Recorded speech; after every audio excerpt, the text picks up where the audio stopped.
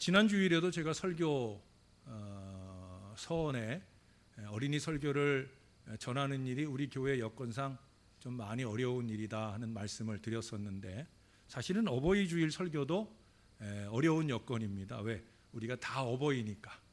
오늘 말씀을 들으실 때는 그저 자식들이 우리에게 어떻게 해주기를 바라는 말씀이다라고만 생각하지 마시고, 내가 신앙의 부모로서 내가 자식들 앞에 어떻게 살아야 될까 하는 그런 교훈들도 함께 생각하면서 말씀을 나누시면 좋을 것 같아요. 3월 4월로 접어들며 봄이 왔고요. 또 4월 12일 한 달 전에 부활주일이 왔어요. 그리고 이제 5월 가정의 달도 맞이하게 됩니다. 순차적인 어떤 연상작용이 일어나는 것 같다 생각이 들어요. 코로나의 어려움 속에서도 메말라 죽어있던 그 대지가 다시 약동하고 생명이 움트며 또 아름다운 꽃들을 어김없이 피워냅니다. 그런데 여러분, 하나님께서는 그의 아들을 보내셔서 목숨을 버리기까지 세상을 사랑하셨다. 부활의 기쁨을 안겨주셨다. 여러분, 어떻게 세상을 위해 하나밖에 없는 독생자 아들을 내어주셨을까? 더군다나 그 세상이 하나님 모시기 잘 사는 세상이 아니라 죄악이 관영한 세상, 하나님이 오히려 강한 손을 들어 심판과 멸망을 부어주셔야 될 그런 세상, 그 세상을 위해서 아들 예수를 내어주셨다라고 하는 거예요. 저는 가정의 달을 맞이하면서 내 가정과 자녀들을 다시금 유심히 바라보게 됩니다.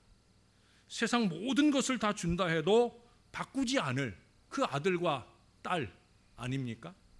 저에게는 그래요. 제가 교회를 누구보다 끔찍히 사랑하지만 교회 못지않게 저에게 사랑하는 대상이 제 아들과 딸들입니다. 전 사실 우리 아들, 딸에게 늘 미안한 마음이 있어요. 목사의 자식들로 태어나게 한 것이 미안하기도 하고, 또 제가 목회적 어려움을 겪는 시기에 이 아이들이 입시를 앞두고 있었던 청소년기를 보냈기 때문에 그들의 실력 이상 마음껏 그들을 후원해주지 못한 그 미안함이 늘 있어요. 지금도 그들이 밤새면서 열심히 애를 쓰고 있을 때 진작에 내가 좋은 여건 속에 이 아이들을 좀 후원했었으면 어땠을까 하는 후회하는 아버지의 마음이 늘 있어서 미안한 마음을 금할 수가 없어요. 그만큼 끔찍한 자식들이에요. 그러나 여러분, 하나님을 생각해 보면 하나님은 우리 부족한 인생들을 위해 그 아들을 내어주셨다는 거예요. 하나님에게는 그 아들 예수가 끔찍하지 않아서 그래서 그렇겠느냐는 거죠. 그런 의미에서 보면 이 어버이 주일이라는 것은 무엇보다 하나님의 마음을 생각하는 시간이 되어야 할 것입니다. 오늘 본문이 담겨있는 잠언은 솔로몬의 저작입니다. 그 가운데 오늘 본문은 지혜 있는 자의 말씀으로 알려져 있어요. 여러분, 그 앞에 22장 17절을 한번 보실래요? 너는 귀를 기울여 지혜 있는 자의 말씀을 들으며 내 지식에 마음을 둘지어다. 지혜 있는 자의 말씀을 들어라. 와 같이 사랑하는 자녀에게 마음으로, 입술로 꼭 해야 할 일을 지시하고 있는 말씀이 오늘의 말씀이에요. 그 가운데 가장 필요한 일이 마음을 관리하는 지혜다. 15절을 보세요. 오늘 본문 15절입니다. 내 아들아, 만일 내 마음이 지혜로우면 나 곧 내 마음이 즐겁겠고. 내 마음이 지혜로우면 내 마음이 즐겁다. 오늘 본문 15절부터 마지막 26절까지 제일 많이 나오는 표현이 뭐냐면 즐겁고 기쁘고 유쾌하게 되고, 이 표현들이 나와요. 마지막에는 너도 내 길을, 거기 그러죠? 너도 내 눈으로 내 길을 즐거워하면 좋겠다. 이 즐거움, 기쁨에 대한 얘기가 나와요. 부모와 자식이 피차 즐거워지는 비결을 말씀하고 있다는 거예요. 지혜는 잠언의 중심 단어이면서 오늘 본문을 풀어가는 키워드입니다. 그러면 오늘 어버이 주일의 주제가 되는 지혜 요절은 뭘까? 22절이 눈에 옵니다. 너를 낳은 아비에게 청종하고 내 늙은 어미를 경히 여기지 말지니라. 청종이라는 말씀은 잘 듣고 그대로 행하여 따르는 것을 말하는 거예요. 한 귀로 듣고 한 귀로 흘려버리는 게 아니에요. 그 다음에 말하는 것처럼 경히 여기는, 다시 말해서 부모를 소홀히 생각하고 무시하는 태도를 말하는 것이 아니란 말이죠. 좋은 가정은 부모님의 말씀에 귀를 기울이는 데서부터 시작이 돼요. 하나님을 믿는 가정은 부모님의 말씀을 청종하는 가정이라는 거예요. 하나님을 믿는, 하나님을 잘 믿는 교회도 마찬가지예요. 하나님을 잘 믿는 좋은 교회도 목회자를 통해 주시는 하나님의 말씀을 청종합니다. 목사의 말씀을 잘 따르라, 그 얘기가 아니에요. 목사를 통해 주는 하나님의 말씀을 잘 듣고 그 말씀으로 따라 행하는 거예요. 그것이 참 신앙이고 참 믿음이라는 거예요. 비록 그 말씀이 전혀 새롭지 않고 늘 반복되는 교훈이라 할지라도 결코 가벼이 여기지 않는 거예요. 요즘 젊은 세대들을 보면 참 안타까운 것 가운데 하나가 부모와의 대화를 기피하는 경우가 많아요.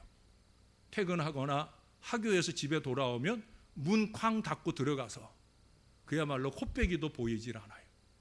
전 우리 자식들이 우리 부모와 마주 앉아 대화해 주는 자식들이라 이게 얼마나 감사한 세상인지 몰라요.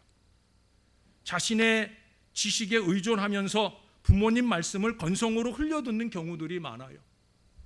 세상의 막말로 하면 그야말로 부모를 꼰대 취급하면서 전혀 그 말을 귀 기울여 들으려 하지 아니하고 오히려 무시하려고 하는 경우가 많이 있다는 거예요. 이거 매우 잘못된 일입니다. 듣는 것이 효의 시작인 거예요. 부모님의 말씀을 듣고 행하는 것보다 더 나은 효도는 없다는 거예요. 신앙적으로도 마찬가지예요. 듣는 것이 믿음의 완성이요 왕성한 믿음의 비결이라는 사실을 우리가 잊지 말아야 되는 거예요. 우리 아버지 하나님을 향한 최고의 효도는 뭐냐? 바로 청종하는 신앙이라는 거예요. 여러분, 현대는 가족 질서가 재편성되는 시대입니다. 학자들은 말해요. 특별히 아버지의 위치와 큰아들의 의식이 퇴조되고 있다 하는 것을 지적합니다. 아버지의 위치는 가족들에 의해서 퇴조가 되고 큰아들의 의식은 자기 마음속에서부터 퇴조가 되어지기 시작합니다. 아버지와 장남의 위기와 함께 하나님의 말씀의 고기성, 청종의 도리도 그만큼 약화되어져 가고 있다는 거예요. 여러분, 오늘날 노인들은 자신이 돈을 갖고 있지 않으면 불리하다는 생각이 커져요. 내가 손에 뭘 쥐고 있어야 내 자식들에게 무시받지 않는다.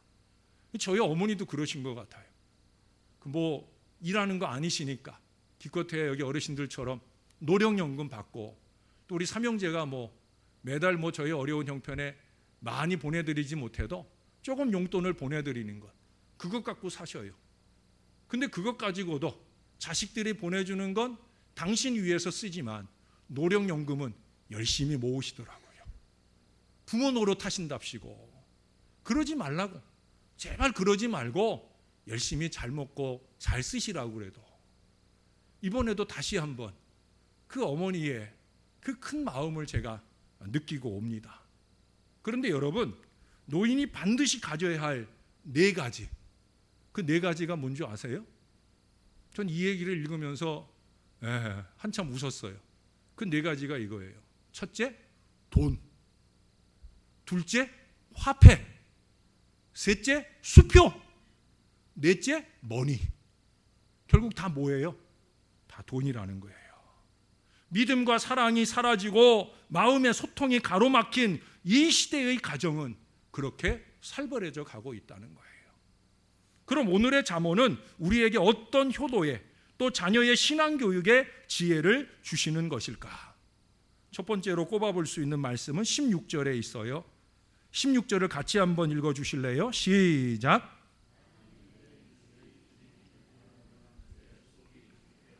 아멘. 아주 중요한 얘기를 주님이 원하셔요. 자녀들에게 내 입술로, 요즘에는 내 손가락으로 정직을 말하라고 가르치셔요. 거짓말만 아니라 거짓 손가락, 그거 하지 말고, 그래야 내가 유쾌하게 된다, 즐겁게 된다. 주님께서는 자녀들이 정직하기를 바라신다는 거예요. 자녀가 거짓을 버리고 정직한 말을 할 때 진정 유쾌하고 기쁨이 마음에 가득하다고. 또 그래야 되는 우리 부모여야 되는 거예요. 거짓이 판을 치는 이 세상에서 정직함으로 당당히 서는 자녀를 보는 것보다 더 복된 일은 없어요. 저에게는 이 일이 참 중요합니다. 하나님 앞에서 또 사람들 앞에서도 내가 신앙적 양심, 인간의 양심을 속이지 않는 정직한 삶을 살아내는 것. 죄송한 얘기지만 근본에 저희 가정에 우리 딸내미 통해서도 제가 그 정직한 모습 하나님 앞에 보여준 것을 얼마나 감사하게 여기는지 몰라요. 여러분, 이런 퀴즈가 있어요. 진기한 보석이 놓여 있는데 전깃불이 잠깐 꺼졌어요. 그 다시 불이 들어왔는데 그 보석이 사라져 버렸어요. 근데 그 자리에 있던 사람은 딱 4사람이었어요. 한 사람은 양심적인 정치인이고요. 2번째는 청렴결백한 변호사고요. 3번째는 산타크로스 할아버지고요. 4번째는 양복을 잘 차려입은 신사입니다. 자, 넷 중에 누가 범인일까요? 넷 중에 범인은 양복을 차려입은 신사랍니다. 왜 그런가? 그 이유가 재밌어요. 그 이유는 다름 아니라 산타크로스 할아버지처럼 정직한 정치인이나 법조인은 이 세상에 존재하지 않는다는 거예요. 예? 정치인이나 법조인이 정직한 걸 찾아볼 수 없다. 양심 있는 걸 찾아볼 수 없다. 그런 이 세태를 풍자하고 있는 그런 얘기라고 생각이 들어요. 정말로 이 시대에 정직한 양심은 사라지고 만 것일까? 결론적으로 얘기하면 거의 그렇다는 거예요. 거짓말을 일삼는 변호사에게 아들이 있었습니다. 그 아들이 하나님께 소원을 빌어요. 아버지, 제발 우리 아버지가 단 하루만이라도 정직하게 살 수 있게 해주세요. 변호사인 아버지가 얼마나 거짓말로 밥 벌어먹고 살면 그 자식이 소원하는 기도가 우리 아버지가 하루만이라도 정직하게 살게 해달라고. 근데 그 기도가 응답이 됐어요. 하루 24시간 동안 이 아버지가 머릿속으로는 거짓말을 생각하고 말을 뱉는데 정말이 나오는 거예요.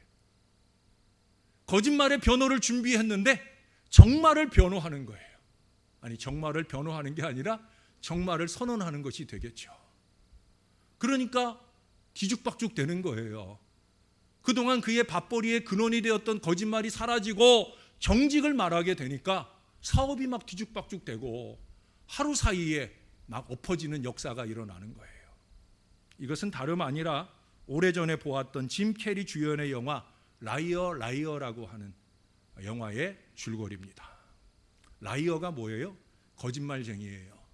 그것도 상습적인 거짓말쟁이를 라이어라고 부릅니다. 어쩌다 한 번 하고 마는 게 아니라 자식이 간절함으로 하나님께 기도할 정도의 거짓말이 상습적인 그런 사람이 라이어라는 거예요. 정직이 최선이 아닌 사회가 되었다는 거죠. 정직함이 바보가 되기도 하는 그런 세상에서 우리는 살고 있다는 거예요.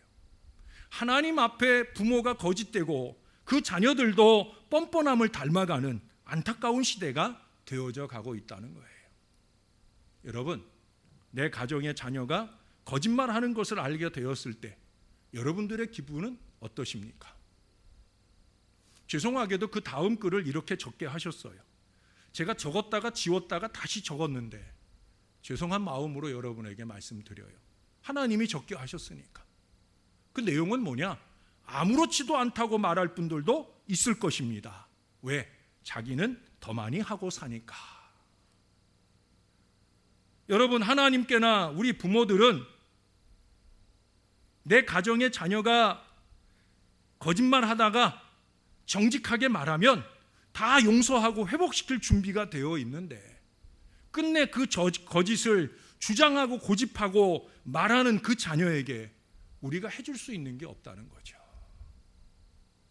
하나님께서는 부모처럼, 아니 우리 부모보다 더 확실하게 우리를 보고 계시잖아요. 다 듣고 계시잖아요. 거짓으로 적당히 넘어가려는 인생은 하나님의 사랑을 받을 수 없어요. 오늘 이 말씀은 부모가 자식에게 하는 말만 아니라 하나님이 우리에게 하시는 말씀이에요. 내가 정직하게 말해야 내 마음이 유쾌하다. 우리 하나님이 말씀하시고 있다는 거죠. 거짓을 통해 지금 조금 가지고 누리는 것, 그것이 은혜가 아니고 신기루라는 거예요. 많은 사람들이 하나님 앞에나 목사 앞에나 사람들 앞에 그걸 은혜라고 자꾸 주장을 합니다. 은혜 아니라니까요. 은혜라고 자꾸 우기지 말고 정직을 먼저 회복할 수 있어야 되는 거예요. 우리 자식들이 보지 않는 곳에서라도 하나님이 보고 계시는 나의 신앙적 정직, 인생의 정직을 주님 앞에 이루어 드리는 건강한 믿음의 삶이 있어야 된다는 거예요. 두 번째로 우리 주님은 지혜를 얻어 내 마음을 바른 길로 인도하라고 19절에 말씀을 하고 있어요. 지혜를 얻었다면 그 마음을 바른 길로 인도하면서 살아라. 하나님께서 주시는 지혜가 우리를 바른 길로 인도하니까 정말 지혜 있는 믿음이라면, 정말 말씀 있는 신앙이라면 하나님의 법도를 깨닫는 데서부터 얻게 된 그 지혜를 따라 바르게 살아가는 거예요. 옛날에 어떤 아버지가 병이 들어서 이제 곧 죽게 되었어요. 급히 유서를 쓰게 됩니다. 유서를 쓴 이유는 마침 아들이 멀리 여행을 가 있었어요. 근데 이제 자기가 갑자기 죽게 되면 자기의 모든 재산을, 그 재산을 관리하고 있던 종이 다 가지고 도망가지 않을까. 심지어 내가 죽었다는 걸 자식에게 알려주지 않으면 어떡하나. 이것이 걱정이 되어서 유서를 썼어요. 유서의 내용은 두 가지입니다. 하나는 나의 모든 재산을 아무개 종에게 다 주겠다. 두 번째는 그 종은 내 아들이 원하는 것 딱 한 가지만 주면 된다 하는 유서의 내용이에요. 아들이 부고를 받고 서둘러서 아버지에게 옵니다. 근데 아버지가 써준 유서를 보니까 아버지가 너무 섭섭한 거예요. 그렇잖아요. 아버지는 어쩌자고 내 재산, 내게 돌아올 재산을 다 종에게 주고 말았는가. 그래서 아버지가 서럽고 원망스러워서 그 유서를 들고 스승을 찾아가세요. 스승님, 우리 아버지가 너무나 섭섭하게도 이런 유서를 남기고 갔어요. 그랬더니 그 스승이 그 유서의 내용을 보면서 씩 웃으면서 이렇게 말하더라는 거예요. 자네 아버지 참으로 지혜로우신 분이시구만. 그러면서 이제 이 제자가 해야 될 일들을 가르쳐 주었겠죠. 아버지는 자신이 죽을 때 아들이 곁에 없었기 때문에 종이 이 재산을 가지고 다 도망가거나 또는 자기의 부고를 알리지 않을 게 걱정이 되어서 그 지혜로운 유서를 남겼다는 거예요. 자, 종에게 재산을 다 주었더니 이 재산을 갖게 된 종은 도망갈 일이 없잖아요. 그리고 그 재산을 다 갖게 돼서 너무 좋고 이제 이 유서를 빨리 아들에게 보여주고 재산을 취득해야 되기 때문에 아들을 서둘러 부르게 되었고 그 유서를 기분 좋게 보여주었어요. 그리고 아들한테 한 가지만 택하시면 되겠습니다 하면서 희죽거릴 때 그 아들은 뭘 택했습니까? 나는 너를 갖겠다. 그 종을 소유하겠다는 거예요. 그럼 다 되는 거거든요. 왜? 그 시기는 종의 모든 소유는 다 주인의 것이니까. 아버지가 그 지혜를 남겨준 거예요. 아버지의 지혜를 비록 스승을 통해서 깨달았지만 지혜를 갖게 되어질 때 그 아들은 재산도 다 지키고 그리고 그 아들이 줄 수 있는 최선, 그 종에게 자유를 주는 기쁨을 누리게 하였다는 거예요. 종 입장에서는 재산을 다 갖는 것도 중요하지만 자유하지 않은 종은 그 많은 재산이 의미가 없는 일이거든요. 그게 결국 자유하는 기쁨을 그도 누리면서 피차에 윈윈하는 지혜까지 그 아들이 발휘하게 되었다라는 겁니다. 여러분, 이 얘기는 우리에게 아주 중요한 내용이에요. 그건 왜 그러느냐? 아버지 하나님께서는 당신이 가진 모든 것들을, 하늘과 땅의 모든 권세를 누구에게 주셨어요? 그 아들 예수 그리스도, 그분에게 주셨어요. 이제 우리가 그리스도를 우리의 마음에 탁 모시기만 하면 우리는 영생의 기회를 얻을 뿐만 아니라 그 아버지 하나님께로부터 받은 그 모든 권세를 가지신 예수님이 우리의 것이 되어 주시는 거예요. 주님이 가지신 모든 것을 우리가 갖고 누릴 수 있는 은혜를 우리에게 주신다는 거예요. 그래서 요한복음 14장 6절에서 예수님 말씀하셨잖아요. 나는 곧 길이다, 진리다. 나를 마음에 두고 살아가는 것이 너희에게 유익하다. 성령님은 그렇게 우리를 그리스도라는 바른 길로 인도해 주셨습니다. 정로로 걷지 아니하고 길이 아닌 곳으로 나서면 반드시 실패하게 되잖아요. 길 대신 주님의 품지 않고 살아가게 되는 미래는 영벌의 미래로 가는 거예요. 우리가 믿은 그리스도, 그분을 마음에 품고 그분이 내 안에서 나를 주장하는 건강한 신앙 인생을 살 때에야 비로소 우리에게 영광스러운 미래가 열리게 되어진다는 거예요. 다른 길로 가서는 안 된다 하는 것을 우리 자녀들에게 늘 가르치는 그런 부모가 지혜로운 부모예요. 오직 바른 길은 예수 그리스도라는 것을 알려주고 신앙으로 인도하는 부모는 복이 있으며, 그 부모의 인도하심을 따라가는 자녀는 더욱더 만복을 누리는 자녀가 될 거라는 거예요. 여러분, 이렇게 하면 부자가 된다, 저렇게 속이고 살면 잘 살 수 있다, 이게 아니라는 거예요. 그리스도, 우리 그리스도 안에 그렇게 우리는 지혜를 말하는 부모가 되어야 하고, 또한 그 지혜를 받고 사는 자녀가 되어야 하는 거예요. 세 번째로, 주님은 진리를 귀중히 여기며 그 안에서 살아가기를 명하고 계셔요.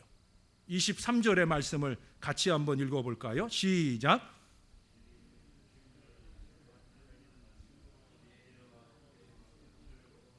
예, 저를 너무 열심히 쳐다보고 계신 거죠? 예, 그래서 23절을 찾는데 놓치셨어요. 자, 여기 보니까 진리는 사고 파는 상품이 아니랍니다. 진리는 변하지도 않고요, 우리 인생에게 반드시 생명을 주신다. 예수님 그러셨잖아요. 내가 길이요 진리요 생명이다. 예? 우리 부모님이 가장 기뻐하는 말이 여러분 뭐라고 생각하세요? 오래도록 건강하게 사세요. 좋은 말이죠. 근본에 저희 어머님 찾아뵀더니 저희 어머니가 자꾸 돌아가실 준비를 하는 것 같은 태도를 보이는 거예요. 이제는 좀 힘들기도 하고, 85이니까 나도 이제 얼마 남지 않은 것 같다는 그런 뉘앙스의 말씀을 하시더라고요. 근데 잡수는 거 보니까 안 그렇겠더라고요. 예? 85인데 저보다 더 잘 드세요. 우리 형님이 자주 그런데요. 어머니가 야, 나 죽을 때가 다 됐나 봐 그러면 식사하고 났을 때마다 말한다는 거예요. 엄마 잡수시는 거 보니까 아직도 멀었어. 예? 걱정 말고 사셔. 잘 먹고 있다는 거는 건강하다는 거예요. 소화도 잘 시키셔요. 예. 그날도 먹는 것만 한 꾸러미 사갖고 들어가셨어요. 어디 장에 좀 가보고 싶다고 그래서 모시고 갔더니 이것도 사고 싶고 저것도 먹고 싶고, 그래서 없는 형편이지만 자꾸 계산해 줄래니까 또 우리도 뭐 하나 사주시고 그러시더라고요. 오래도록 건강하게 사셔요. 우리 어르신들 오래도록 건강하게 사셔요. 근데 그보다 더 좋아하는 말이 있어요. 무슨 말일까요? 이거 얼마 안 되지만, 이거 적은 거지만 용돈으로 쓰세요. 이 말씀을 더 좋아하신대요. 유건사님 맞아요, 안 맞아요? 근데 사실은 어르신들이 요거 적은 거 받고 더 큰 거 주시잖아요. 제가 우리 어머니 봐도 그래요. 그 적은 것 받고는 더 큰 걸 우리와 우리 자식들에게 주시려고 준비하시는 어머니셔요. 손해볼 일 없는 장사를 하는 거예요. 근데 여러분, 그보다 더 좋아하시는 말씀이 있다는 거예요. 그게 뭐냐? 부모님 말씀대로 따르겠습니다. 특별히 믿음의 부모님은 진리와 신앙에 관한 따름을 가장 기뻐하신다는 사실을 잊지 말아야 되는 거예요. 요한 3서 4절에 보면 거기 아버지의 마음을 가지고 장로 요한이 신앙의 자식들에게 말하는 얘기가 나와요. 여러분들은 인정하지 않는 분들도 있을지 모르겠지만 저는 여러분들의 아비의 마음을 가지고 목회를 합니다. 그래서 이 말씀이 저의 마음을 대변하기도 해요. 내가 내 자녀들이 진리 안에서 행한다 함을 듣는 것보다 더 기쁜 일이 없도다. 여러분, 이 말씀을 잘 들으셔야 됩니다. 요즘에 야가 빠진 자식들이 자기들에게 유리한 것만 들으려 하잖아요. 내 집 가져라. 네! 내 재산 가져라. 네! 그런 건 잘하려 해요. 근데 내 신앙 가져라 라고 말하면 귀를 닫아버리려고 해요. 이게 우리의 가슴 아픔이죠. 금과 은을 주고 아무리 좋은 집에 모신다고 한들 자녀가 진리에서 벗어나고 그리스도의 이름을 배반하고 살아간다면 어찌 부모의 삶에 기쁨이 있겠습니까? 여러분, 그걸 가지고 기뻐하는 신앙의 부모는 건강한 부모가 아니에요. 예? 의로운 자녀는 진리 안에서 행하는 거예요. 믿음의 부모는 진리 안에서 신앙생활하는 자녀가 가장 자랑스러워야 됩니다. 자식이 뭘 더 가지고 더 누리게 되었다고 이것이 자랑스러운 게 아니라 진리 안에서 행하는 것, 이것을 들으며 기뻐할 믿음의 부모가 되어야 된다는 거예요. 부모와 자녀가 함께 예수 그리스도 안에 있는 것보다 더 큰, 더 행복한 일은 없다는 거예요. 맞습니까? 맞습니까? 이거 아멘하고 실천해야 되는 거예요. 이 모든 것을 통틀어 26절의 결론을 한번 보겠습니다. 내 아들아, 내 마음을 내게 주며 내 눈으로 내 길을 즐거워할지어다. 부모님은 자녀가 진실로 마음을 주기를 원하고, 마음은 돈이 아니고 두뇌로 해결할 것이 아닙니다. 마음은 모든 사랑과 수치까지 포함하는 거예요. 어떤 어머니의 딸이 가출을 했어요. 사람들이 들려주는 얘기가 이 딸이 어디 유흥가에서, 어디 술집에서 일하고 있다는 그런 소문을 전해줍니다. 어머니가 딸을 찾아 나서요. 전단지를 준비해가지고 유흥가에 가서 여기저기 전단지를 뿌리고 다닙니다. 근데 그 전단지의 내용을 보면 모든 사람 찾는 전단지에 있어야 될 그 딸의 얼굴이 그려져 있질 않아요. 딸의 사진이 붙어 있는 게 아니라 누구의 사진이 붙어 있느냐? 어머니의 사진이 떡하니 붙어 있어요. 딸의 얼굴이 세상에서 세상 말로 쪽팔릴까 봐 어머니는 자기의 얼굴을 사진으로 걸어놓고 그 밑에다가 사랑하는 딸아, 엄마는 늘 너를 기다리고 있단다. 어찌어찌 그 전단지가 딸의 손에 안겨졌어요. 엄마의 얼굴을 보고 깜짝 놀래요. 찾는 것은 난데 어머니가 자기의 얼굴을 내놓은 걸 보고 딸은 눈물과 함께 어머니에게 달려갑니다. 어머니 앞에 무릎을 꿇고 저를 위해 수치를 당하신 그 사랑에 감사드려요, 엄마. 하고 다시는 엄마를 떠나지 아니하고 엄마에게 효도하는 귀한 딸이 되었다는 거예요. 여러분, 이것이 모든 부모님들의 마음 아니겠습니까? 그리스도께서는 우리의 죄와 수치를 짊어지고 십자가에 달려 고통을 당하셨어요. 그야말로 온 몸과 온 마음을 다 주신 우리 그리스도, 주님의 마음을 가진 우리 부모님들도 이제 우리가 온 마음을 우리 주님께 다 주기를 원하신다는 사실을 기억해야 됩니다. 부모도 자식도 주님께 마음을 드릴 수 있는 신앙의 가문, 그것이 축복의 미래를 여는 비결이에요. 제가 글 하나를 좀 읽어드리면서 말씀을 마무리할게요. 17년 12월에 광주의 한 장례식장에서 암으로 투병하다가 세상을 떠난 70대 노모가 자녀들에게 남긴 유서가 공개되어서 그 자리를 눈물바다로 만들었다고 합니다. 이 노모는 난소암으로 1년 정도 투병을 하다가 결국 암 말기 진단을 받고 암병동에 입원하면서 자녀들을 위해 몰래 이 유서를 써놓았다고 그래요. 뭐 긴 내용도 아니에요.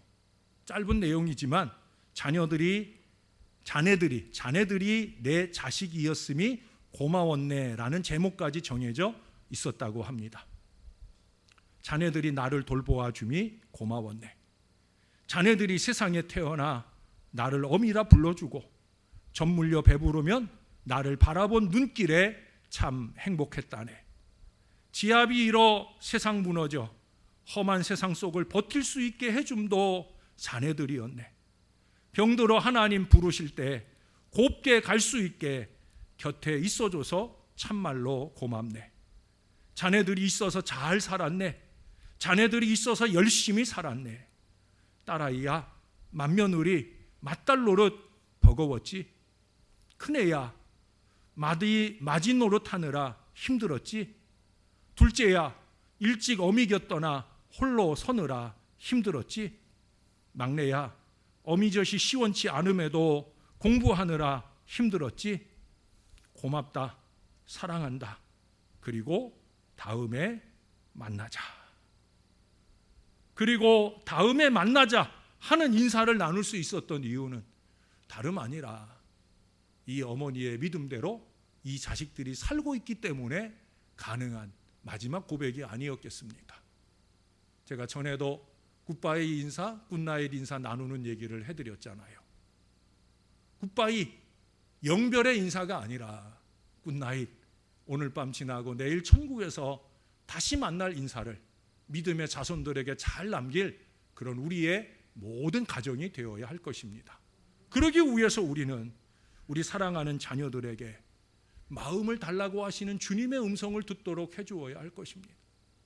저와 여러분의 가정 식구 모두가 먼저 우리 주님께 우리의 마음을 드려야 합니다. 부모의 기도대로 아들과 딸이 그렇게 되어가는 가정은 반드시 행복하고 은혜로운 믿음의 가정일 수밖에 없어요. 세상에서 그 무엇을 얻는다 해도 이 기쁨의 가치와는 절대 비교할 수 없습니다. 사랑하는 여러분, 주님께로부터 받을 수 있는 최고의 은총은 주님께 마음을 드리는 것부터 시작된다 하는 것을 기억하시고, 저나 여러분들이 마음을 온전하게 드리고 우리의 등판에서 우리를 바라보고 있는 우리 자식들도 그렇게 주님 앞에 마음을 넘치게 드리는 이 귀한 은총이 충만한 가정들이 다 되시기를 우리의 구주 되시는 우리 예수님의 이름으로 간절히 축원합니다. 아버지 고맙습니다. 우리 마음을 받아주셔서 고맙습니다. 늘 부끄럽고 죄 많은 저희들의 마음을 반겨 맞아주셔서 감사합니다.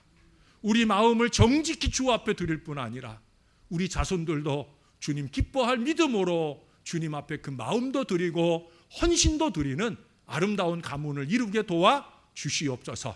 영광 받아 주시옵소서. 예수님의 이름으로 기도합니다. 아멘.